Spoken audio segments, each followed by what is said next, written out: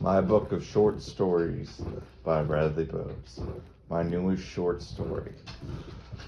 Check it out, everyone. It's called A Father's Love. Yes, my name is Ray Haysworth of the FBIF, the Federal Bureau of Investigating Food.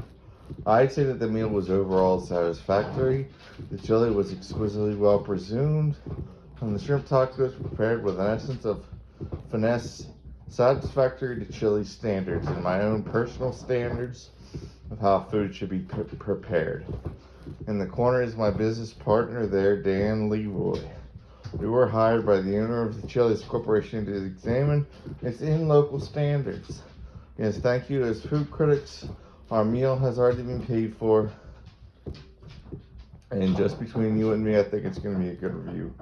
Yes, me and my business associate will be heading out now. Come along now, Dan. Thank you and goodbye. Paragraph. It was that time of year. Time to take my boy out for his birthday dinner. My name is Brad Bowes and my son's name is Bradley Jr. The year is 2035. My boy just turned 18. And being that he was 18, he had the right to see me again if he chose. Nothing his mother could do about it. Let's do a little background on me. I grew up poor without much and always had to work to get what I wanted. Well, when my son's 18th birthday came along, I had to take him for food at his favorite place, Chili's. And I realized to myself, I only got $10 to my name, but god damn it, I'm taking my son out to dinner today. So I picked him up from high school and decided to take him out. He got in the car and gave me a big hug and said, "Long time no see, Dad. It's good to see you. How's the job search going?" Me, "Oh, no luck." That's another story. Me, "Yeah, but I got a surprise for you." "What is it, Dad?" I'm taking you to Chili's." "Well, thanks, Dad."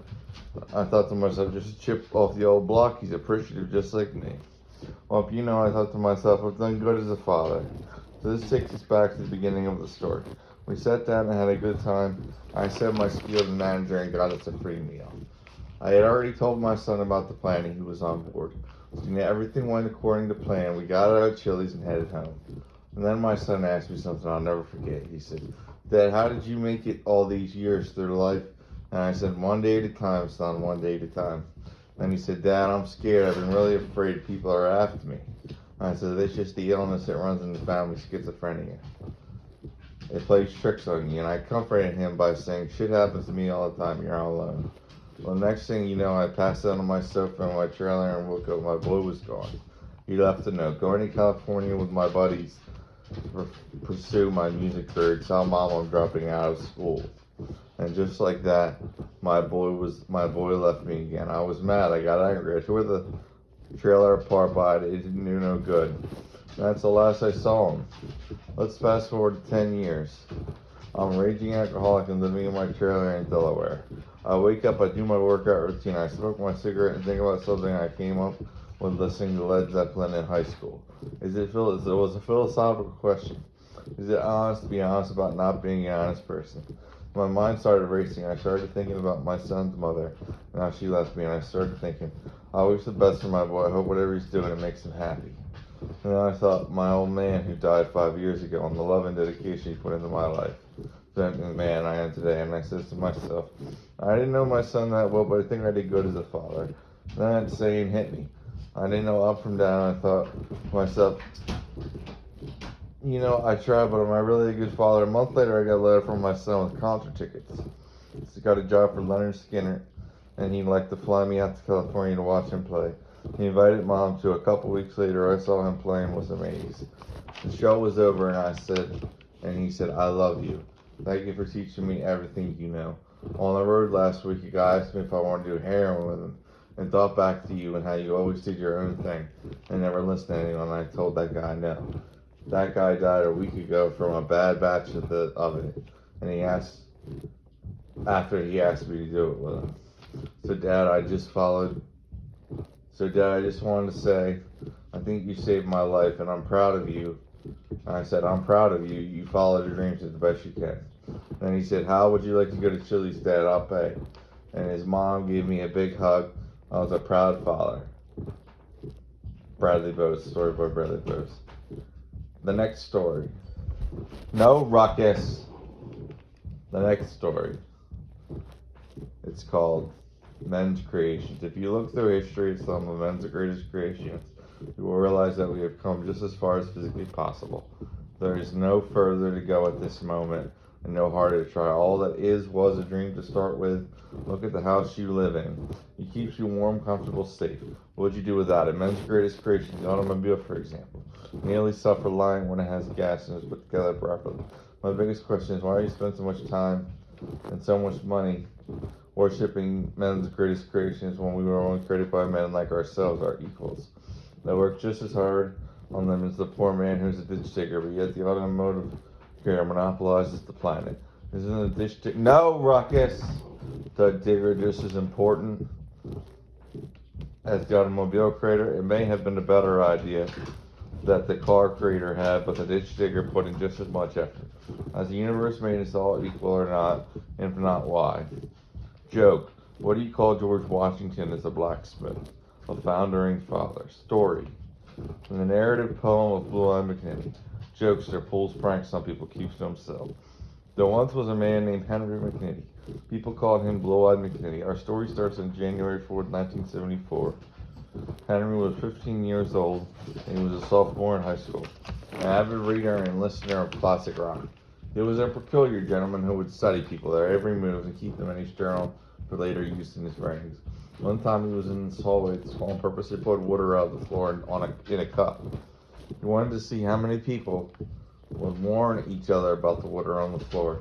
The first person to walk through the hallway stopped and walked around it, and the rest did the same. He wrote this down in his notebook and went on with his day. He was satisfied. But something happened different this day.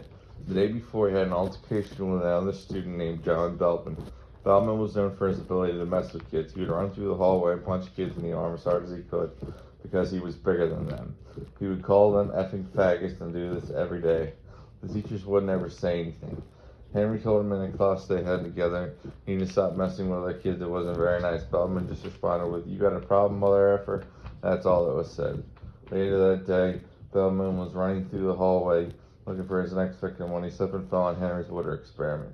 Long story short, Beltman hit his head on the floor and got knocked out. Henry felt kind of guilty, but at the same time he didn't. Since Henry's water experiment was top secret, there was no one to blame except Beltman for his own stupidity. Henry thought Beltman got what he deserved. The next day, Beltman apologized to McNitty for the mean words for bullying kids. He said he would stop. Henry acted surprised but was happy. Sheer coincidence had changed Beltman. He was in awe. Let's fast forward to 1980. Henry was 21 years old but homeless. Unable to find a job, he spent his time at the homeless shelter, pulling elaborate pranks on people. So his favorite, look at the sky and see how people looked up prank. He entertained himself this way. Henry dressed in shaggy clothes and wore sunglasses he got for $5 at a thrift store. His newest prank was to pretend to be blind and deaf on a bus prank. He'd been doing this for 3 weeks now and he thought it was hilarious. Little did he know, by sheer coincidence, to make him a hero today. He was on his bus when a robber came aboard with a gun. He told everyone to put their wallets, money into a bag. There was a girl who wouldn't give him the wallet and he threatened to kill her. That's when Henry had seen enough. He used his wits. He stood up. The robber said, "Sit the F down or I'll kill you." Henry didn't move and he started walking, and someone said, "I think he's blind and deaf."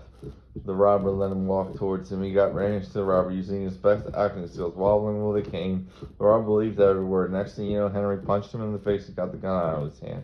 People piled on the robber and kept him from hurting anyone. Henry said, "You got a problem, mother effer?" Took his sunglasses off to show the robber his big blue eyes. The most interesting part of the story is what he told the news people. Saturday for the last 3 weeks, he pretended to be blind and deaf. Every time the bus stopped 3 times, he would get off. He knew it was a stop. He could feel it stop, he told the news people. He would walk with a cane every time somebody said something to him. He would pretend to ignore them. People on the bus became accustomed to thinking he was blind and deaf, and he was good at faking it. Then when the robber appeared, he let instinct take over. He never would have thought his price could or ever would save people, but they did that day. Henry was happier than he ever was before. He was satisfied with his life. The moral of the story is there's always a way out. Is to play life like a game of chess. Never let it take you somewhere you don't want to go.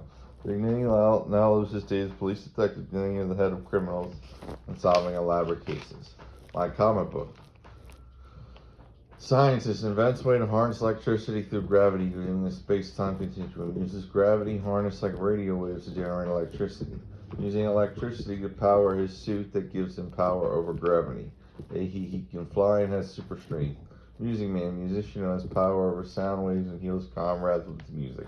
Powers, he puts enemies to sleep with his sound, and he heals people. Raccoon Man can climb trees and fit into small places, has super strength. First conflict. Gravity Man travels out of the galaxy with Music Man and Raccoon Man with a spaceship that defies gravity.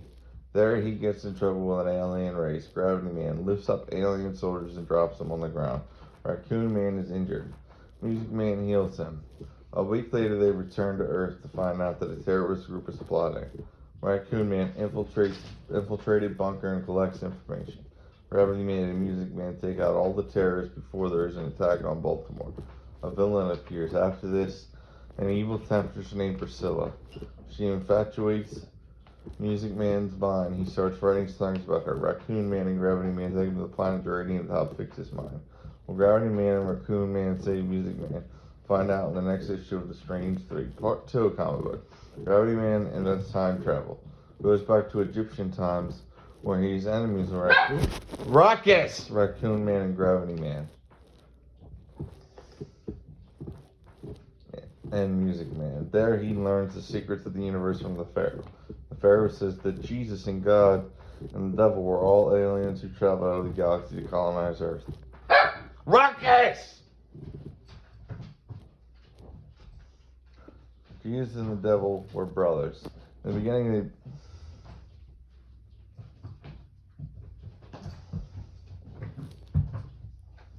let me skip that part. Music Man lives on Earth where he meets Jim Morrison and learns his musical secrets. Then he goes forward to meet Kurt Cobain. Raccoon Man meets a woman he loves on the planet Geranium, and the latest battle took place. Music Man plays a show as he sends his Elias Brad Bose. He plays his album for a bunch of people. Gravity Man goes to Jesus' planet where he had to face the mythical creature called the Galena fish. There's a super smart catfish with 3 brains, 3 sets of teeth. He kills it with a spear by piercing him 3 brains. Now he is allowed to talk to Jesus. My newest story. Sorry about the grammar and the spelling, and past tense and present tense. I just wrote the story and spent 2 hours on it. I'm done working. I hope you guys like it and let me know what you thought, if it makes sense in chronological order. You understand the humor such story alive. A little background on me and my dad. We're stressed out people with low patience. Story title: A ski trip with Dad in a dream I had last night in the machine. Bear with me, I wrote this on a phone and it's about a dream I had last night. Here it goes. Welcome to Aspen, Colorado, a beautiful place to relax and get in touch with yourself. Our story starts on April 3rd, 2018. It was supposed to be the best ski trip of my life, but now I'm running from the law.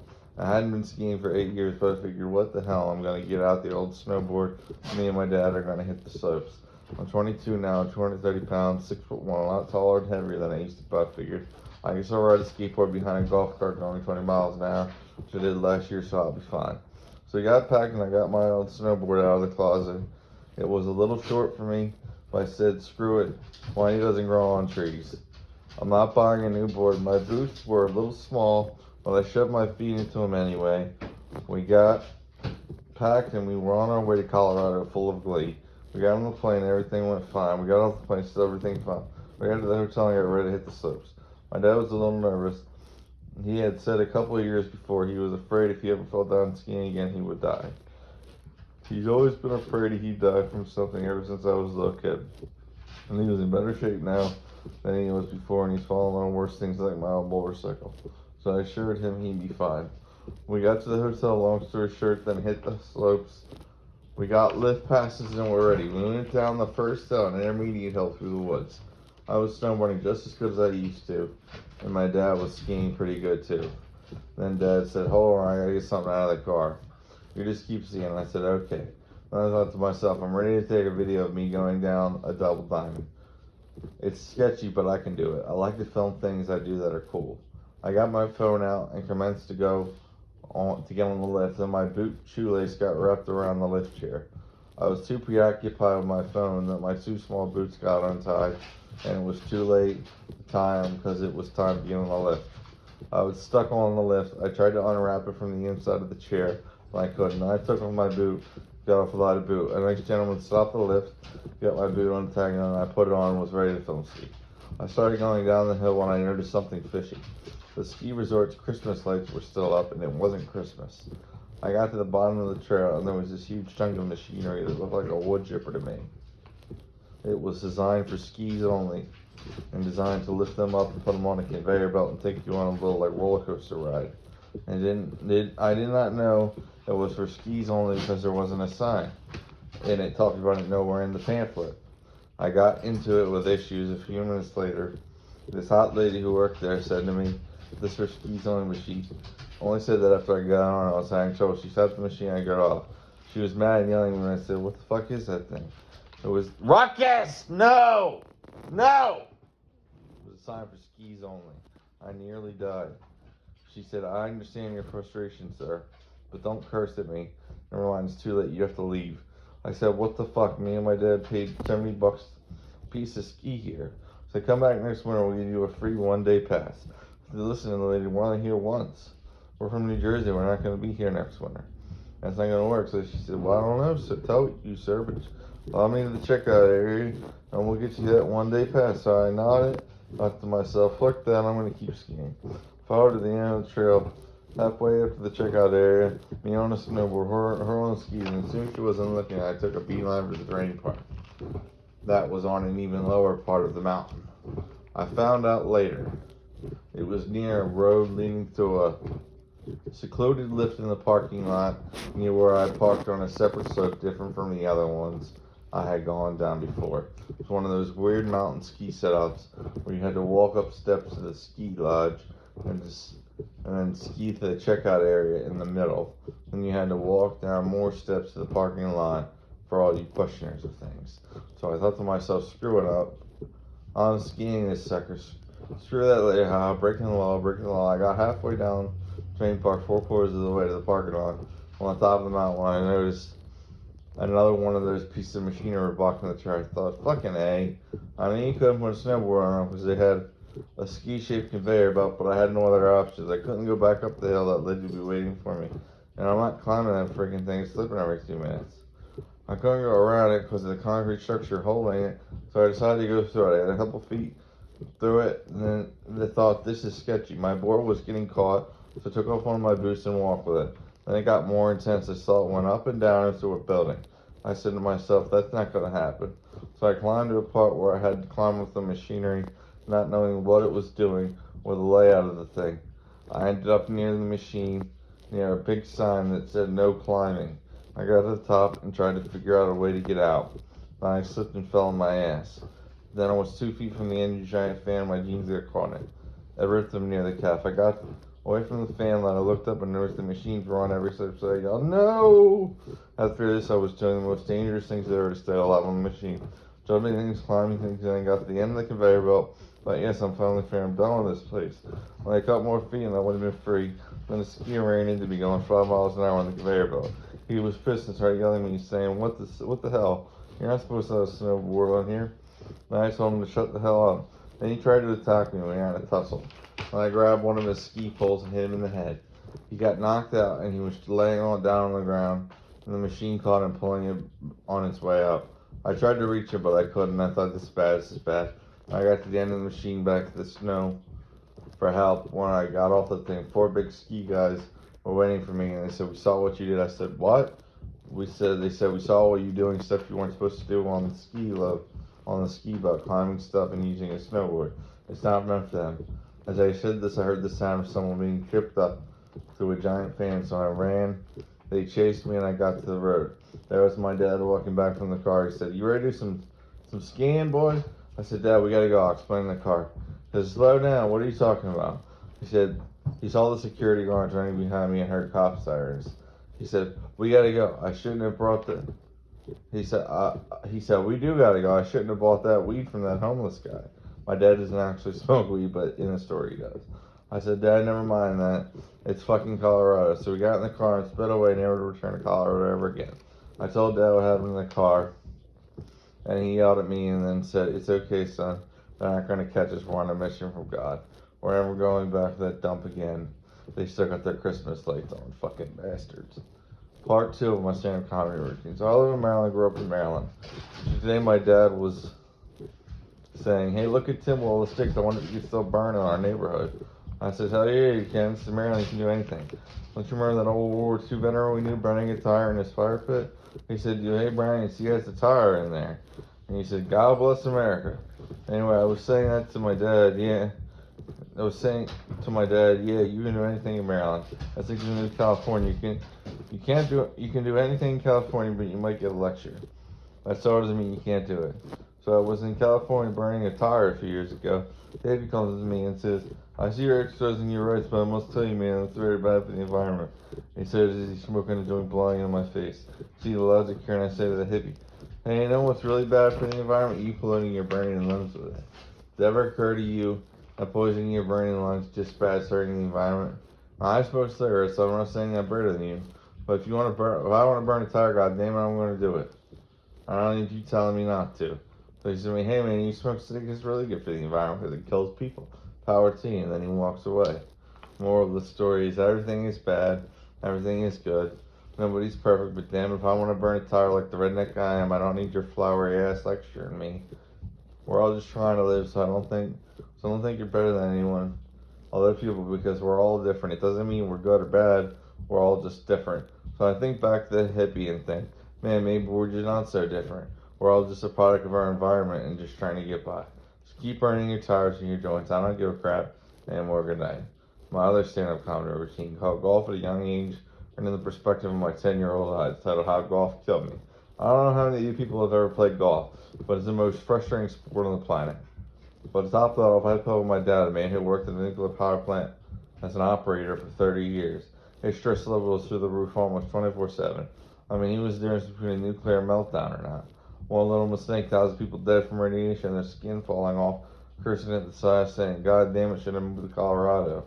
Could have been smoking a doobie right now. So the other day I was playing golf with my dad, and went to hit a drive and completely fell over, onto the ground. I get up and the first thing that comes to my mouth is, damn it, it went to the right.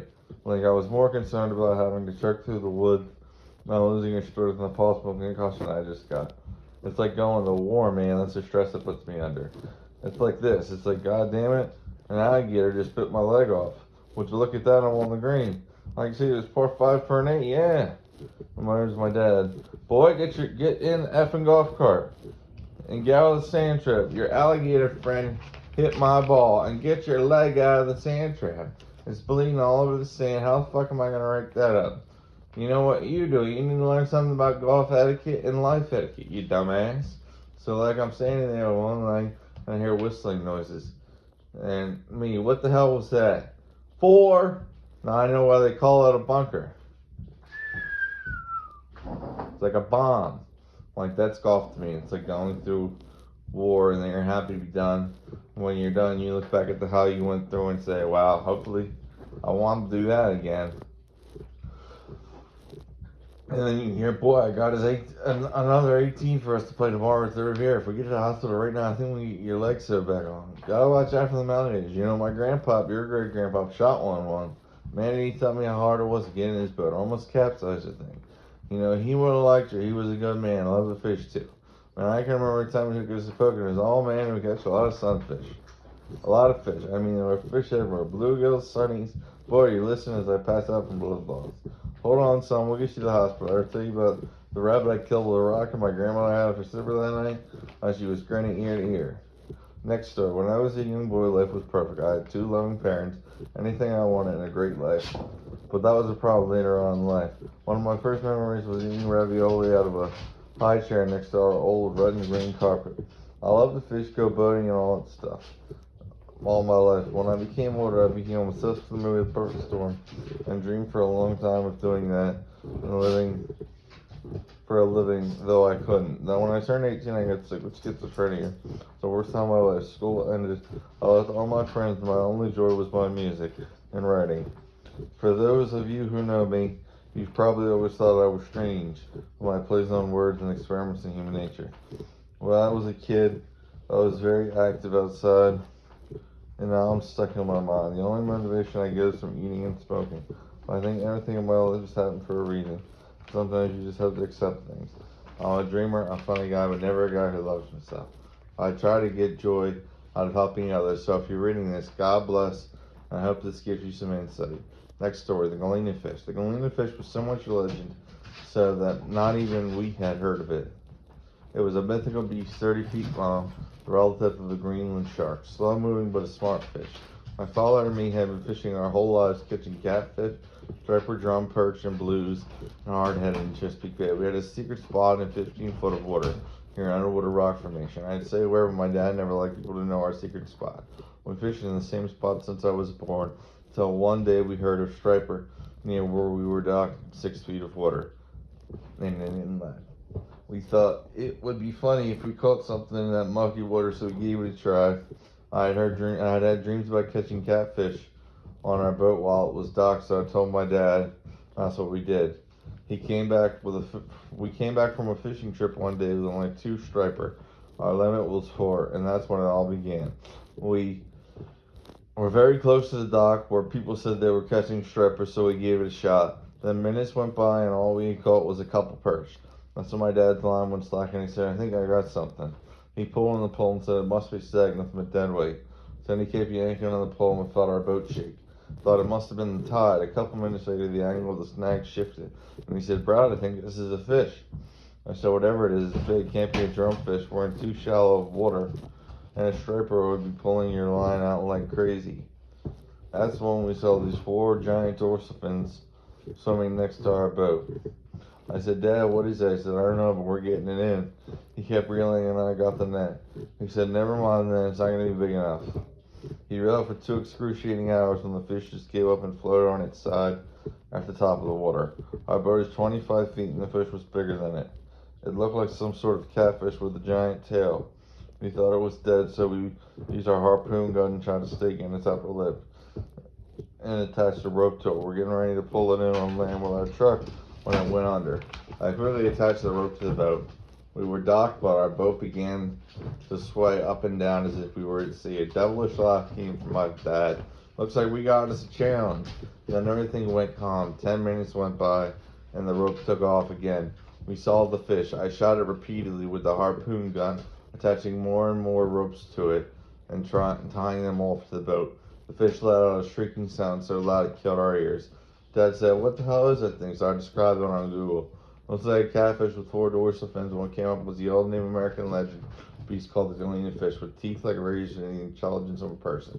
Says no one has ever survived an encounter with the galena fish, only witnessed it. It also says you couldn't kill it, for it had 4 brains and 4 sets of teeth. As soon as I read this, the fish jumped on our boat, pushing it down in the water. The fish drew in his mouth and was feet away from my dad, calling for him in the wheelhouse. I was watching from the bow, and I handed him a harpoon and told him to stab it in the eye. He did, and the fish let out a terrible cry. Began slashing in close to my dad with its rows of teeth shining brightly like Christmas lights. That's when he said, "I'll show you," and turned on the engine. The engine near where the fish's lower half was. My dad yelled, "How do you like that 300 horsepower?" Then blood started spraying everywhere, and our boat started to sink. I said, "Dad, I need to tell you something. When we were in the water, my dad yelled, "Ha, it's dead." I said, "Dad, I need to tell you something." And then 2 others of the fish started swimming closer and closer. My dad yelled, "Oh shit." We're standing for the nearest dock, neck and neck, when one half of the fish bit my dad's leg, the other fish was hot on my tail. We were 3 feet from the dock, and we both grabbed it. I was slipping and couldn't get up. My dad let go of the dock and started to lift me up. I got out of the dock, and as soon as I did, I reached for my dad's hand as he got pulled under. I got on the land crying and then watched the fish morph back into one and swim away. Then the people down the street came and the police said they heard a lot of noise. I explained to the police what happened, and they took me to a dark FBI car where I was knocked out. I don't remember the rest. Baseball story. Hitting a baseball at a young age or any age, you have to look at what kind of batter you are.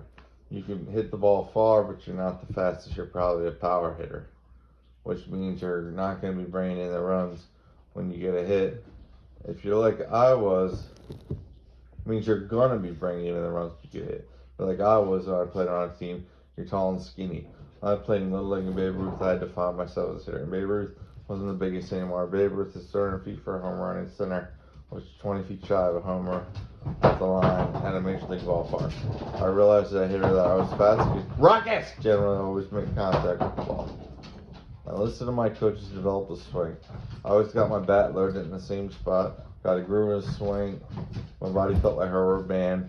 Always follow the knob of the bat towards the ball. There's more to a swing than just that, but that's basic. For more information on how to swing bat, ask your coaches. I was in Babe Ruth my second year. I aimed 100 batting average. That's by always hitting the line drives. I would always wait for the pitch I would like. The first strike I would swing at it, but then I would generally hit it.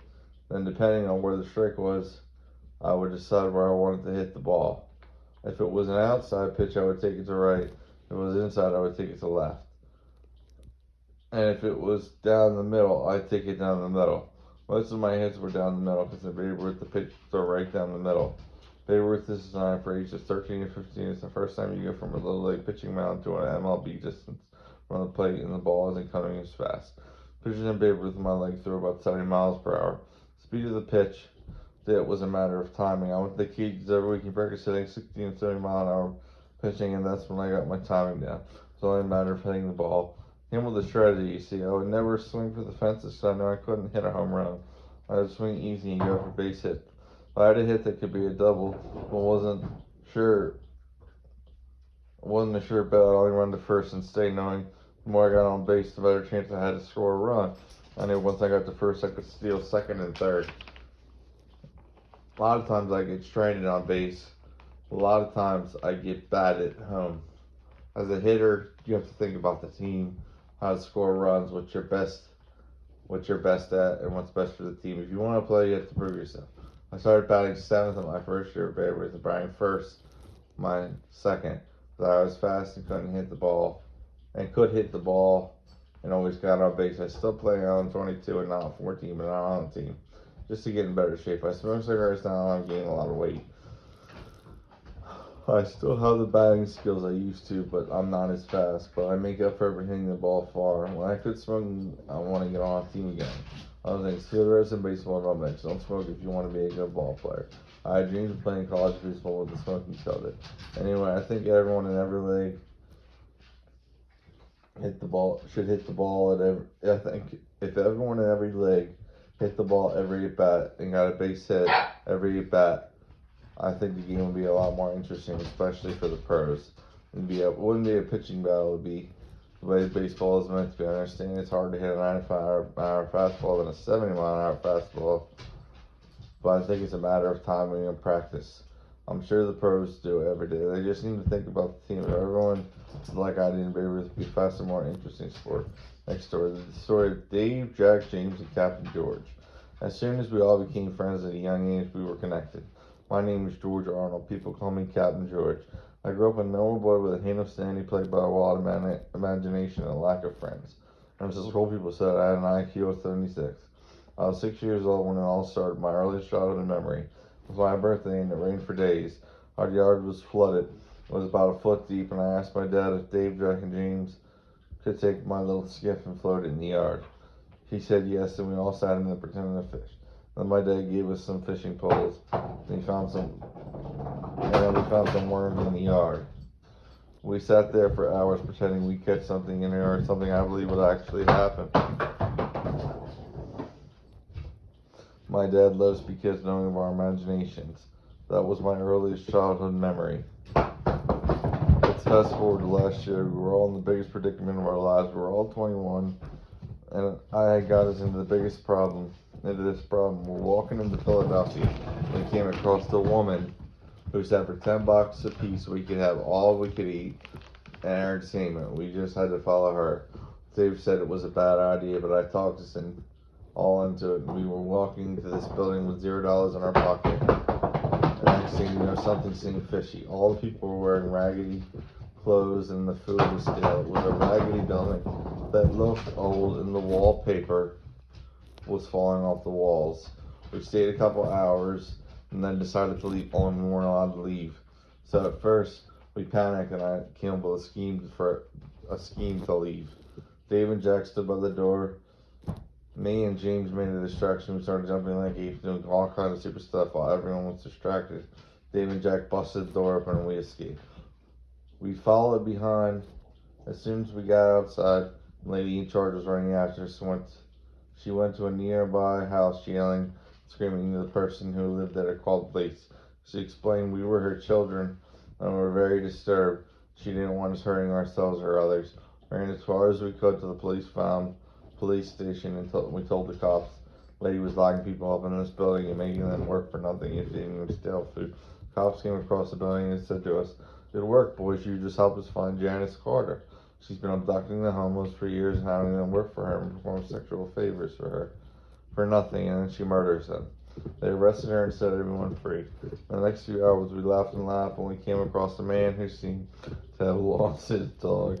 He handed us $100 and said, "The man who seemed to have lost his dog." We looked for it.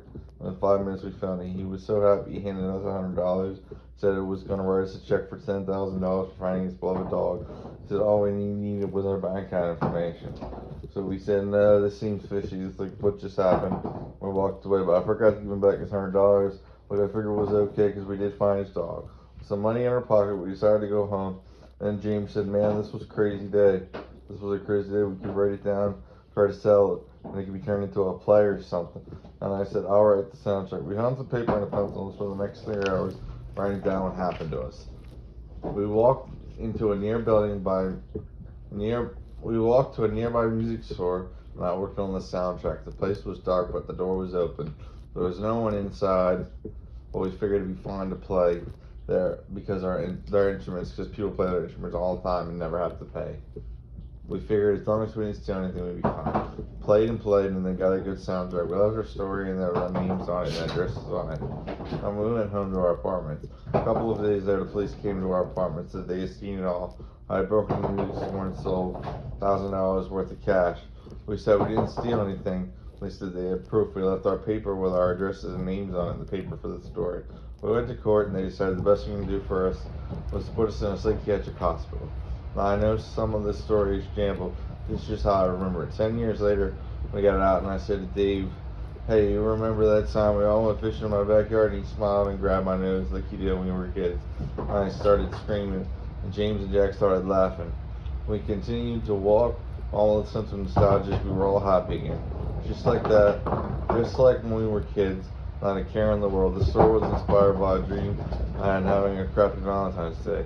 Even though I didn't have a girl to hang out with, still my best friends. Personal thoughts. There is no shame in quitting smoking to become an MLB player. Cigarettes and baseball just don't mix. Can't be smoking away while the batter just hits the ball right over your head in the last game you'll ever play. You could sit in a corner, try to bat the ash with your cigarette, and you're rather hitting a 34-inch smacker right over the center fielder's head. Cigarettes and baseball just don't mix. I want to be an MLB player. Cigarettes and baseball just don't mix. I want to be an MLB player. Past gotta move on. People are more suited for who you are.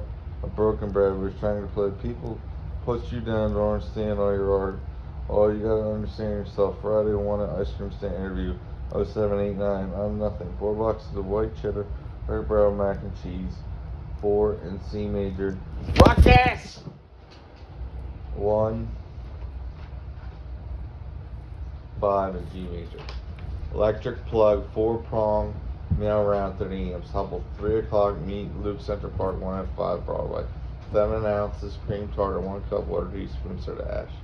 Wake up at 6:45. So I don't know if you guys have ever heard of this website called Tinder. Yeah, I have an account. The other day I was messaging this girl and she was like, "Oh baby, I like to be tied to bed." So I was thinking to myself, "Oh yeah?" That's how I said. So I said, "Yeah, I hear them earthquakes kill people, better safe than sorry." Yeah, I thought that was good advice. She was kind of heavy, and she lived in California. 9 o'clock is static fixture. Ion is no net force. Then August 18th, choir get together at Bellinger House next door at Athena Fish. To me and my soul in the middle of the night, to feel happy and free. Athena Fish, he walks down the road, making unhappy children feel so much better. Then he's happy, and their parents scold them when they're alone. People sold them and feel so alone. Athena is there, tells them they're all important. He swims in the pond. He's magical like light. He swims in the pond. Looks like a giant tadpole, but he's as encouraging as can be.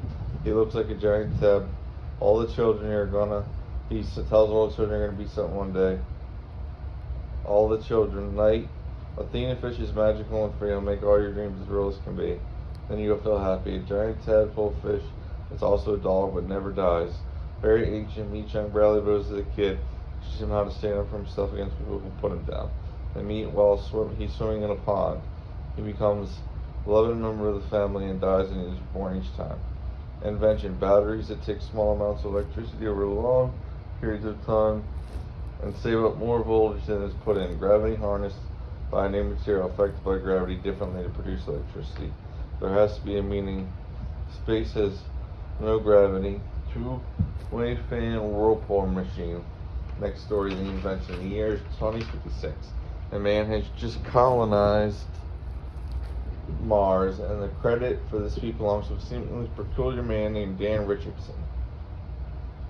The world as we know it had changed, war had ended, but overpopulation had run rampant through Earth, leaving its last homes dependent on the colonization of Mars. Thankfully, that has now been accomplished with the help of Richardson and many others. Solutions was found that Earth's overpopulation problem. The inventor Richardson came from a middle-class family. He had many very different hobbies growing up. One stuck on them were physics and music. Everything in Richardson's life was going great until he turned 18. That was the year of 2015, and that was when it all went to hell. He lost all his friends. When the smoke cleared, he saw the shambles of what his life had become. He needed to look for an escape. Some people might have turned to drugs, some to crime, but he decided to use his mind to overcome his dilemma. The same keen imagination which contributed to his earlier dilemma would help him find a way out of his troubles. Richardson's predicament was one of no factor, no choice, and made no sense to him. He started hallucinating for no particular reason. He was diagnosed with schizophrenia at age 18, something he did not understand. And it wasn't until he ran into his old family, it wasn't until he knew it ran in his family to get an idea of what it was. When age 19 hit, he found himself homeless and would find a job after his parents kicked him out. Then, one day, an idea puzzled him. He started thinking about everything he knew deeper and deeper. He thought about what he learned about how Earth was created, pressure throughout rocks and gases smashing into each other due to gravity. He thought deeper and deeper. What is space? What is energy? And what is nothing? Most dark of all, what is nothing? He started hallucinating, and nothing was real. He saw gravity being jumbled together like a rock on a rock. How could it be nothing between the two rocks? Gravity was always affecting it. A theory he later disproved, because you need energy to make energy. Once something is fully compressed, the molecules stop moving. Then he decided to ask his parents if he could come home, said he would take his medication and look for a job. They agreed. Richardson came home looking for a job here and there, but no one would want to hire him because he had no prior work experience, and his eyes would twitch whenever he got an interview. Richardson said to his parents, "I'm trying, maybe I go back to school, college that is," and took a physics class, but he failed. He understood the concept very well, but not the math. He began to do his own research online. He learned about Einstein's theory of relativity, and how gravity is not a force but a curvature of space-time. He learned about Newton's laws disproving perpetual motion. He also thought about static friction, a net force, answering his question about pressure being used as energy. He had a new vision after years of research. Whenever these things saw gravity waves emulating the matter of heat waves. He thought with help from a body, gravity waves being used like radio waves into a new kind of material, creating heat. An idea he not deemed as possible to do all the research he done. Letting out this idea would end Earth's struggle and the struggle in himself, and would change the world. Science had always interested Richardson, but now let's get on to his music. Throughout high school, he studied music. He said to himself, music is a lot like science. There is a theory and there is math precise action. He had more of a talent for music than in particular playing guitar. He had a band here and there, and he was great, and they were great in his opinion, but never made any money. And furthermore, he saw music as just fun. It shouldn't be about money, but something everyone can enjoy. Therefore, he did not understand why the top musicians in the world were so rich for doing something he could do just as well for free. Kind of narcissistic attitude, but one he stood by. Richardson had dream upon dream. Another thing he excelled at was writing. Let's fast forward back to his high school days. He always found himself in some kind of predicament, whether it was mean words in school, which he always found a way of getting back at the person by not starting a fight due to his clever intellect and knowledge of the English language. Richardson would study people and put their actions down in a journal for later use in his writings. Such a time people would warn each other about the water he purposely put top secretly poured onto the floor one time. Richardson was clever and he always thought to himself out of a problem, a skill that would help him later in life. His music was taking him nowhere, despite him being happy with it. Richardson knew he needed to keep tracking for his deepest love of science. Richardson could remember lines from movies and books as well as facts. Everything he read he would retain. He was sort of impatient that when it came to work he wanted to have everything accomplished in one day and it wouldn't feel good, or he wouldn't feel good. There was a lot of things that wouldn't make him feel good and they were hard to fix. He extinguished this due to his disease, schizophrenia. He would put himself forward and put his problems behind him, and that's when he was at his best. Richardson had a lot of different kinds of friends growing up that shaped his personality. Enough about Richardson. Let's start from where we left off. It was 2020 and World War III just broke out. The Koreans and the Russians teamed up and put all their nuclear energy towards U.S. people. People were working on the way to counteract the effects of a nuclear bomb or by using boron to stop the nuclear reaction. The U.S. fought back diligently, but I skipped that part.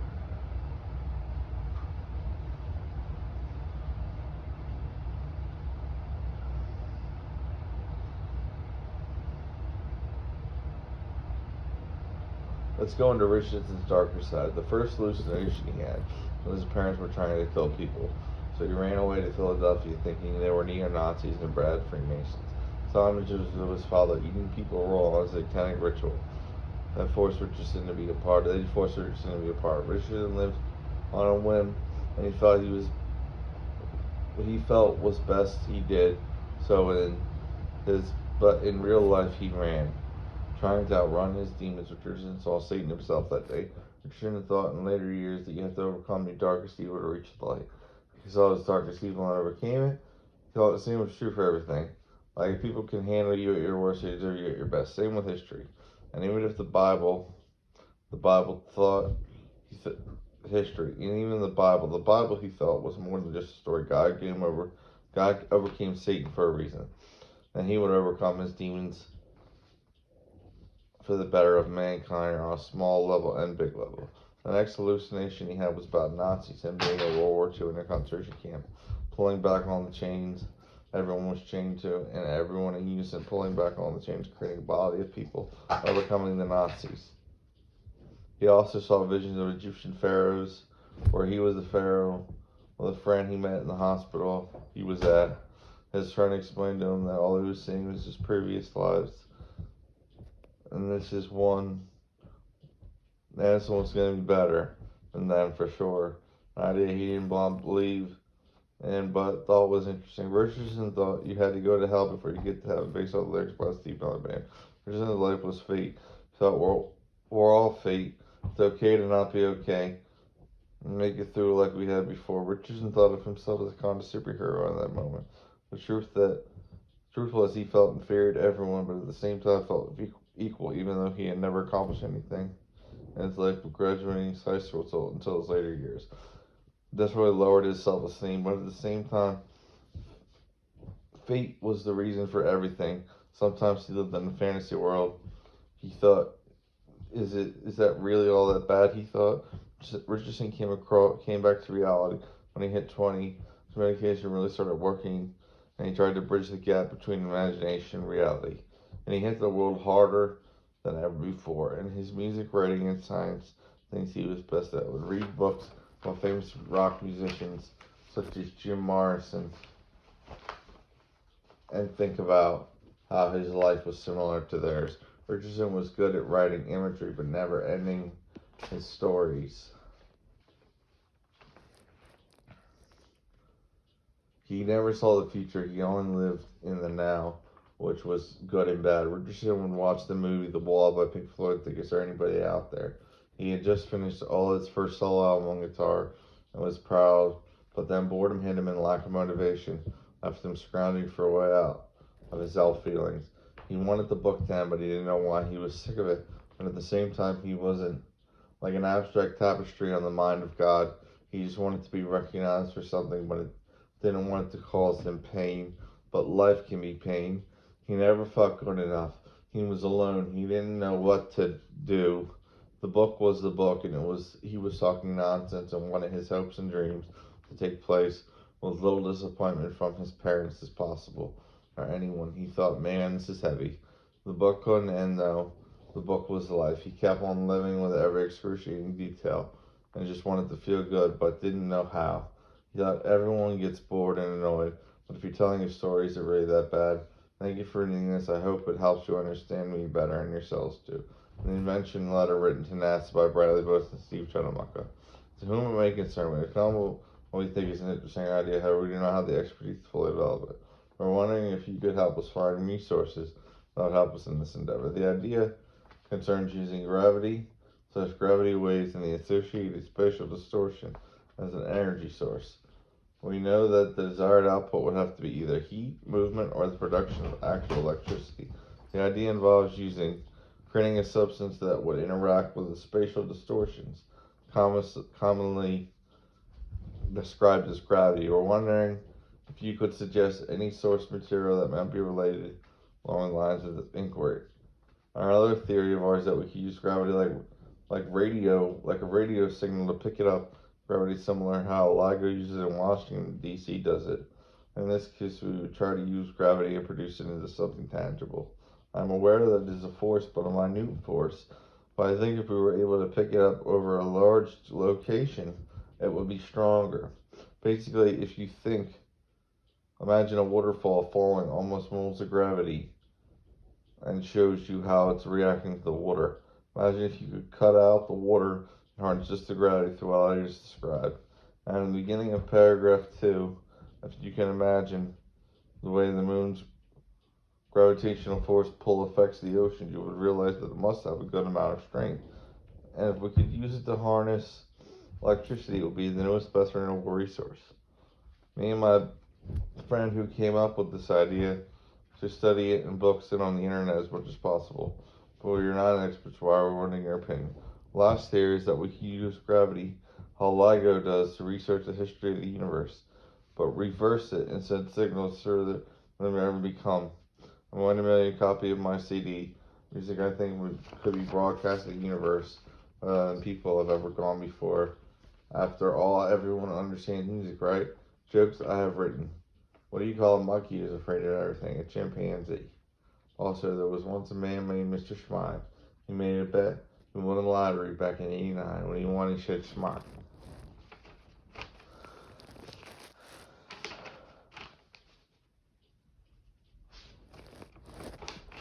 Thank you. That's the end of my book.